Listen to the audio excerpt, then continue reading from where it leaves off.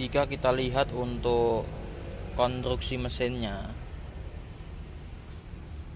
seperti untuk bagian cover klepnya ini masih berada di ruang yang terbuka, sehingga untuk apabila kita lakukan penyetelan seperti penyetelan klep atau mungkin yang lain, itu masih memungkinkan untuk mudah untuk dibuka, sehingga untuk penyetelan untuk Canter 2 ini masih banyak opsi. Apabila ada kurang tenaga, mungkin seperti tarikan yang gandul, masih ada opsi untuk kita lakukan penyetelan pada Canter Euro 2. Biasanya kalau kita mendapatkan customer yang mengeluhkan keluhan tenaga kurang, biasanya kita untuk lakukan setelan klep, kita setel nozzle, dan kemudian kita lakukan penyetelan injection pumpnya.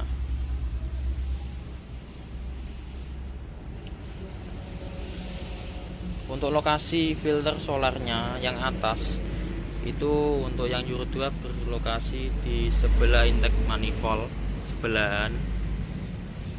Untuk yang bawah masih di depan tangki.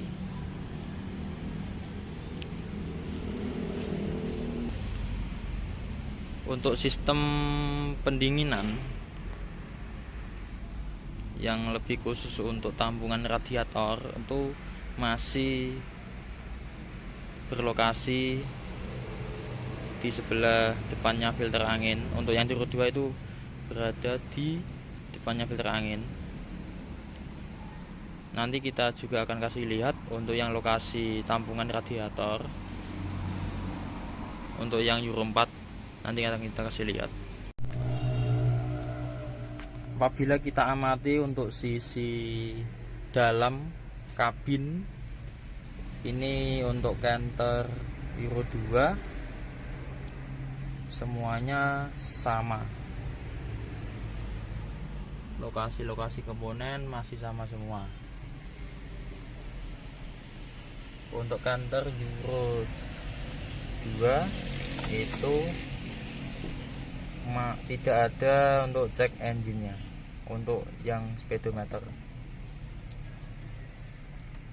Sedangkan untuk pedal gas ini masih menggunakan kabel. Ini masih ada mekanisme kabelnya.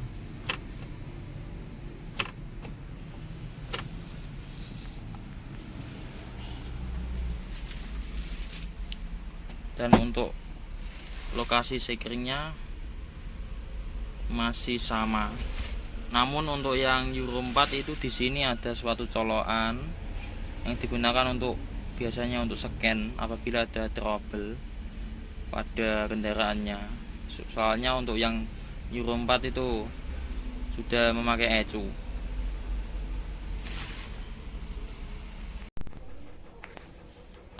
Kita amati untuk Canter Euro 4-nya. Untuk lokasi cover klepnya ini sudah ketutup dengan cover atom. Ini atom. Juga untuk lokasi injektornya itu di dalam ini. Berarti untuk apabila kita lakukan setel klep, apabila ada keluhan tenaga kurang, itu butuh waktu yang cukup lama, karena kita harus membuka selang-selang dulu, kemudian ada kabel-kabel kita copot-copot semua, atomnya kita copot, kemudian baru kita lakukan pembukaan tutup klepnya.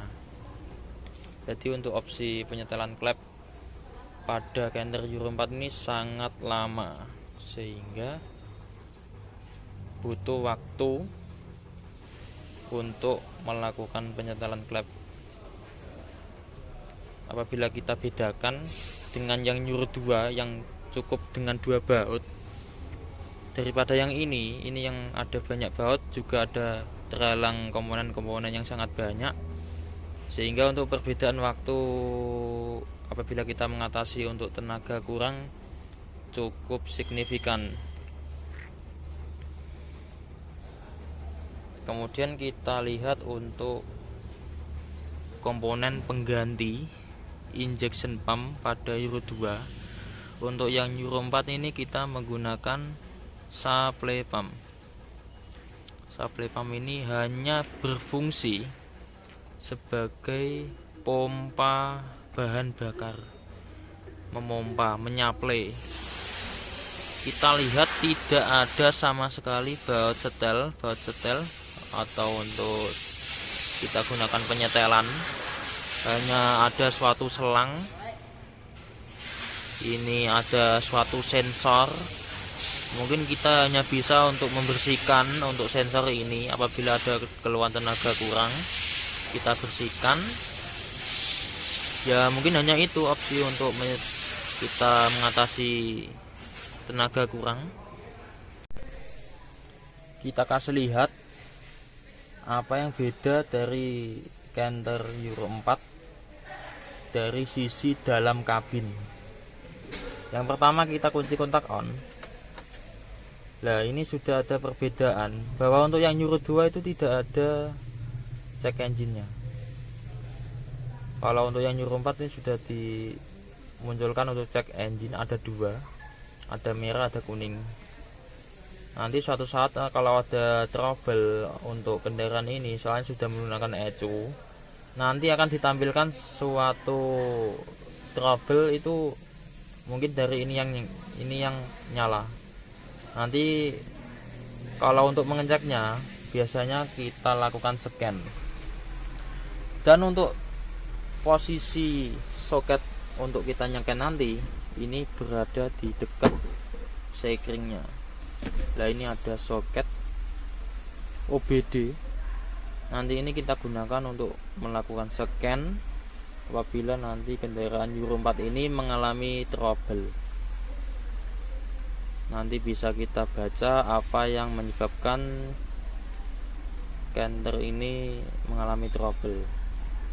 Soalnya ini sudah menggunakan ECU. Kemudian ada perbedaan juga untuk yang bagian pedal gasnya.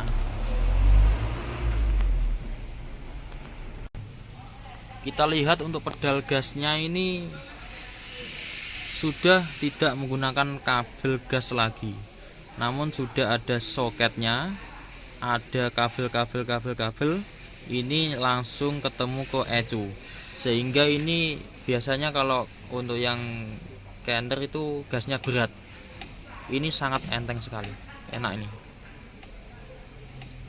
Kemudian untuk yang putaran RPM ini kan biasanya kita kalau pas posisi dingin kan biasa kita naikkan.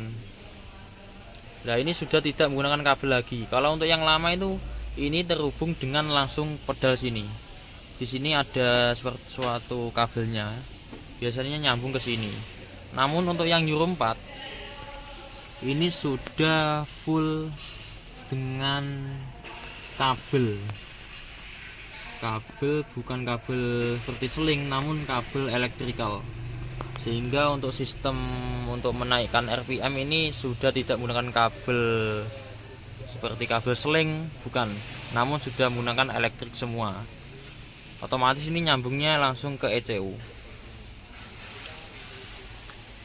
Kalau untuk yang dalam cukup itu saja, untuk yang lain-lainnya masih sama semua. Untuk posisi pedal rem, pedal untuk kopling masih sama semua. Untuk lokasi switch, cigarette lighter, untuk persneleng, untuk audio, dan untuk lokasi-lokasi seperti tampungan air washer masih sama semua.